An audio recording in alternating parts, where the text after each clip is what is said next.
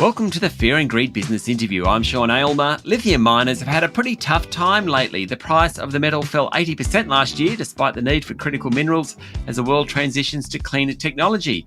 But this year's federal budget includes a $15 billion boost to help with the transition, and that includes critical minerals processing.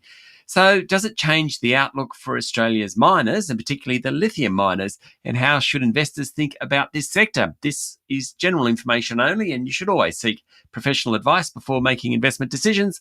Gaurav Sodhi is the Deputy Head of Research at Intelligent Investor. He's also their resources analyst. It's very handy. Gaurav, welcome to Fear and Greed. Hi, Sean. Thanks. So maybe a 101 first. What's behind the slump in lithium prices? There's never any magic in price moves, Sean. It's always dependent on demand and supply. Now, you would have noticed that we had a bit of a lithium boom there going for a few years, and the price escalated dramatically. I think we went from about $800 a ton for spodumene concentrate, which is the sort of raw material that gets produced from the rock, and prices went to about $8,000 a ton, which is completely unheard of, well above any known cost curve. And so prices really have come back, and they're back at about $1,000 a ton or so. So it's a huge fallback. But when you look at what's happened throughout the cycle, we're probably back at cyclical lows, and it's no real disaster to see a commodity going up and down. That's kind of the nature of the beast. But it is the unusual part of the whole cycle was just how far lithium prices rose. I'd say the decline was probably inevitable. Okay, so where does Australia sit in terms of being a lithium producer? Are we a major player? Oh, yes. Australia is, if not the world's largest producer of lithium now, certainly it will be once the next batch of projects comes off the line. There are two ways to make lithium mostly, and that comes from a hard rock, which is the mining of spodumene, and that then gets turned into a concentrate, which gets then refined into a usable material for batteries. Or you can pump briny water out of the ground, which they do in Chile, in Argentina. And that water then sits in evaporation ponds. You have to wait sort of 18 months or so for the material to evaporate and to get highly concentrated into a lithium material, but that material then has to then be processed further into a battery-grade material as well. So two different approaches there, and the approach you take is really determined by your geography, your geology, and the final material you're trying to produce. Australia produces hard rock lithium. We don't have any brine projects in Australia. We're very good at digging, crushing, and moving rock, and so a lot of that expertise is brought to bear when we produce lithium. So it's been a couple of new projects over the cycle. But I have to say, considering where prices were, the extent of the lithium boom, the amount of money, the amount of capital that was thrown into finding new lithium deposits, it is surprising to me that we haven't had more supply come online in Australia. A lot of the new supply has come from brine projects in South America, and a smattering of supply in other countries as well. Okay, let's have a look at the budget measures that were announced last week. What do they mean for the lithium sector? And you need to be downstream processing of lithium. Is that correct with those budget measures? Yeah, the budget measures have been done for a very specific purpose, and it's nothing new. We have seen these before. Governments always want to encourage value add. In the past, they've tried to create a steel industry with our raw iron ore endowment. They've tried to create a car industry, after steel was produced in Australia. Those things haven't worked in the past, and over time, a lot of money was wasted, and we didn't have a lot to show for it. And ultimately, both those industries have died in Australia. The new attempt is to use the raw lithium material, the spodumene that gets produced from Australia, and try and process that into the battery-grade metal. This happens en masse in China mostly, and there's a whole supply chain surrounding turning spodumene concentrate into usable battery material. There's also a supply chain being built in North America as well for that same function. The Australian government is trying to encourage the development of a similar supply chain here in Australia. Look, you can understand why they'd want to do this. You get a lot more money, per ton of battery-grade material than you would per ton of spodumene concentrate. It creates jobs. There's a lot of boasting rights about doing a lot more value add. But I think when you look at the value chain of lithium, it's become clear. I mean, we should make clear, by the way, that lithium is a nascent industry. It's a young metal. It's been used throughout history mostly as a treatment for euphoria and depression, for mental disease. It's not been used too much as an industrial metal of scale. So it's a niche metal that's now being asked to become a bulk metal. And to do that, you have to throw capital at it and try and grow the entire global volume of the stuff. And there's probably a role to play, but look, I'm not sure that given our track record, that trying to build an alternate supply chain in Australia makes a whole lot of sense. As I was saying, the value add in the lithium supply chain, I'm not sure it comes from the upstream, the refining of the concentrate into the battery grade. I think most of the profit pool seems to be in the mining of the raw material.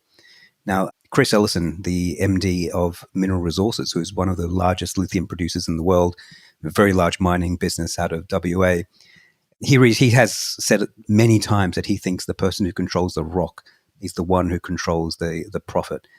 And I think that's bearing fruit across the industry. You look at the companies who are actually mining lithium, their returns are a lot more attractive than the companies that are producing the manufactured good at the end. So the government's trying to encourage this more downstream approach, but I'm not sure that's where the majority of the profit will ultimately lie.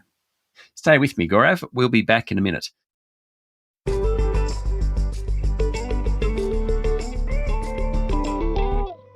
I'm speaking to Gaurav Sodhi, Deputy Head of Research and Resources Analyst at Intelligent Investor.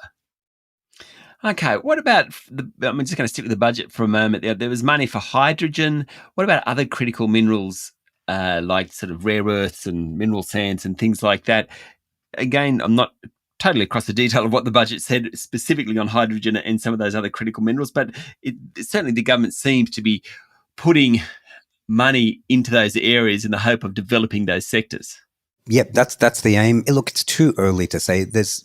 Hydrogen supply chains haven't really been built anywhere. I don't think we've really decided what the best way to build those supply chains in. There is a line of thinking that you can use existing LNG supply chains and switch those over to hydrogen, simply because LNG is mostly just refrigerated gas, and you might be able to do with gas what you can do with hydrogen. Look, there might be some element to that. Look, I'm afraid you're interviewing someone here who is very skeptical of government involvement in the mining industry. I think philosophically, I don't agree with it. You look at the results; it's very hard to support it. I think the only thing going for it is the intention is the right one. I mean, we want to see a developed and value added industry in Australia, but my suggestion, with humility, would be to leave that to the industry. These guys are very, very good at what they do, and there's plenty of capital. Yeah, okay, so let's just shift away from budget then. So we have a lithium industry, which we've discussed a lot about. We haven't mentioned nickel, but nickel is struggling. Again, supply-demand. Indonesian suppliers come onto the market. You're being polite. Nickel is stuffed, Sean. Nickel is stuffed. Okay. Nickel stuffed. We have uranium, we have rare earths. Of those sorts of sectors, I mean, are they all sectors that Australia can play in? Should we be focused more on lithium and uranium, for example? Like, how do we think about it? And particularly from an investment viewpoint. Yeah. Mining is easy that way because the thinking has been done for you. The geological endowment determines where the material is. Where uranium or lithium or rare earths has been decided by the earth millions of years ago. There's not much we can do about where the material actually is. And, prices will make it attractive or unattractive to dig out of the ground. There's not a lot to be done. I mean, Australia has a large lithium endowment. We have a huge mining industry, expertise in moving rock. Makes a lot of sense to use that expertise, to use the developed capital markets we have here to create lithium mines. We haven't needed any intervention to do that. The lithium industry in Australia is enormous and successful. I mean, Pilbara Minerals probably is the best lithium miner in the world. And that's a business that's come out of nowhere in the last decade, less than a decade. It's come from nowhere to being a $10 billion business. And the capital markets have supplied everything it needs. International markets have bought everything it sold. I think the same sort of dynamic will happen in rare earths and uranium as well. I mean, uranium is a special case. We probably need some clear rules about where uranium can be mined, and it's a lot more regulatory heavy. So that's probably a special case. But if you're an investor, I think you need to be cold and rational in your calculations here. A business is a business is a business. You should be completely agnostic whether it's manganese, copper, uranium, or whatever it is. What you're trying to do is maximize your returns. If that sounds clinical, it's because the task is clinical, the job is clinical, and we need to remove emotions from the task. When you're an investor, the emotions are the enemy. You want to bury them down as far as you can and think about the returns on offer. There's a path for emotional output elsewhere in life. It's not an investment. Oh, Gaurav, I've spoken like a resources analyst. Thank you very much for talking to Fear and Greed this morning. Pleasure, Sean. Thank you. That was Gaurav Sodhi, Deputy Head of Research and Resources Analyst at Intelligent Investor. This is the Fear and Greed business interview. Remember, this is general information only, and you should seek professional advice before making investment decisions. Join us every morning for the full episode of Fear and Greed, a daily business news for people who make their own decisions. I'm Sean Aylmer. Enjoy your day.